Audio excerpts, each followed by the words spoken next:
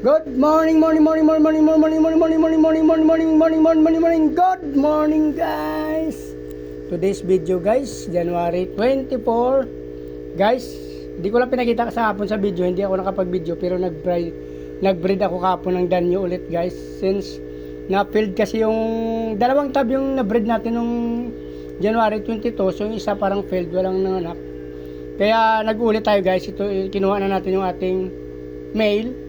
Ito yung ating male, guys. 4, 5. So ito yung ating female. Mukhang positive naman, guys. Yan, wala na silang Bailey. Oh, maliit na yung mga tiyan nila, guys. So positive na nag-drop sila malamang, guys. So ngayong umaga mag 8 AM, guys. So maaga ko to kasi, guys, na breed kahapon pala kasi mga to before 3 PM ko na breed to kahapon kasi umalis ako kahapon ng 3 PM. Nagdala tayo ng mga fish doon sa tabing kalsada kasi nagbinta-binta tayo doon, guys, para kahit pa paano may kita tayo sideline.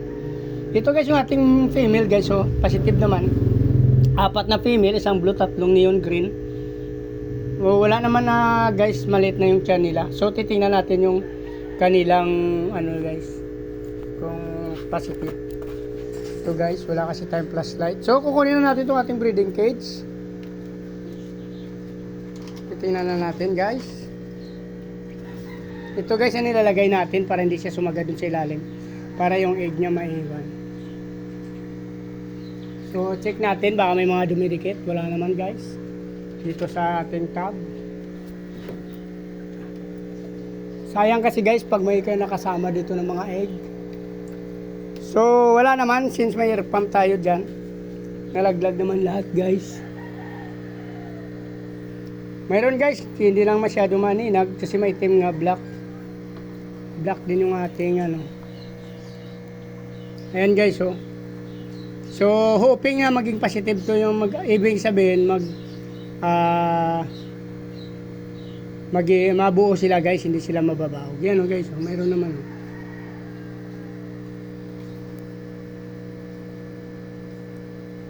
So sana maraming mabuo dyan, guys. Yan. Dito inantay pa natin kasi mayroon na rin to itong nauna natin na breed, guys, saka yung ilalim. Yung ilalim mayroon na dyan na nag-fry na pero kakaunti lang, kaya nilagyan natin yan ng mga fry ng sinamahan natin ng fry ng gapi dyan, guys. Dito ito natin mga grow out, guys, oh, yan. Dito rin to. Wala tayong flashlight kaya ito yung mga grow out natin, guys, yan, oh. Mga nauna nating gapi yan. Mayroon pa sa kabila. Yan ay susunod natin i-out, guys. Paubos na yung ating binibenta sa pinagkukuhanan ng binibenta. Ito, guys, mga grow out pa to. Ito kasi puro RDSS to kaya hindi ko na dinamihan dyan, yan. So mayroon mga kikita tayong mga kohol dyan, guys, yan, oh. Nantay natin mga snails natin lumaki at ibibenta na rin natin yan. Dito, guys, mayroon din dito, guys, kaya lang kakaunti lang na buo dito kaya nilagyan natin ng fry ng gapi, sabi ko nga, yan, oh. Pero may mga danyo na rin dyan, guys. Yan, kakaunti lang yung danyo dyan, kaya bata kasi ng ating binibreed ngayon, guys, kaya hindi sila masyado nag-drop ng marami. Pero ito marami sana to, kaso na may nakabitaw dito na isa, guys, so sana hindi pa siya, hoping na hindi nakain. Tapos gapon nag-ano ako ng tubig dyan, kumuha ako sa stock water natin, nahulog pala dito yung ano niya, guys. So umagos na umagos, so hoping na hindi naubos yung mga egg dito. Ay, may unti-unti nang gumagalaw, guys, sana hindi naubos yung egg natin dyan. 2 days pa lang po yan, guys. So dito, guys, ito yung sinasabi natin, oh. Punin natin muna yung air pump para malinawan natin kung mayroon, guys, naman, oh. Bata pa yung mga breeder natin, hoping na mabuo naman kahit paano yung iba dito, guys, since first time pala natin sila i-breed. Kasi sabi ko nga dun sa mga unang video ko, namatay talaga yung ating mga tunay na breeder na mga nauna.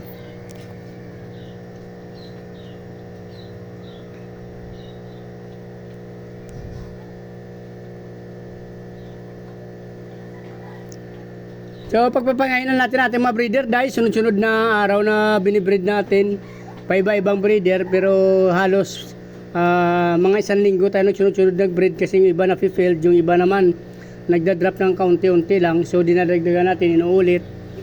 Disclaimer na sa mga eksperto kasi sa akin paraan, pag kaunti kasing dinadrop nung una, ginalagyan ko ng second batch yun guys. Hindi ko lang kinukuha yung ating breeding cage, tapos yung tubig ganun pa rin ginagamit natin. So yun ang second batch ko. Since ang danyo naman guys, 7 days siya bago mag-fry. 5 days to 7 days ganun. Minsan 5 days may gumagalaw na eh. So ito dito parang mayroon naman siya pero hindi gaano karamihan mga guys. Pero wait pa rin natin to ng 7 days. So dito na lang guys, para hindi na umabang video natin at hindi na kayo mainip. Maraming salamat sa patuloy na pagpanood ng aking video guys. So kung nagustuhan nyo, paki-like, follow, subscribe na lang guys. Sama nyo na rin notification bell para updated kayo sa mga ina-upload natin video araw-araw. Maraming salamat guys. Nice kung mabuhay kayo hanggang gusto nyo. Bye bye.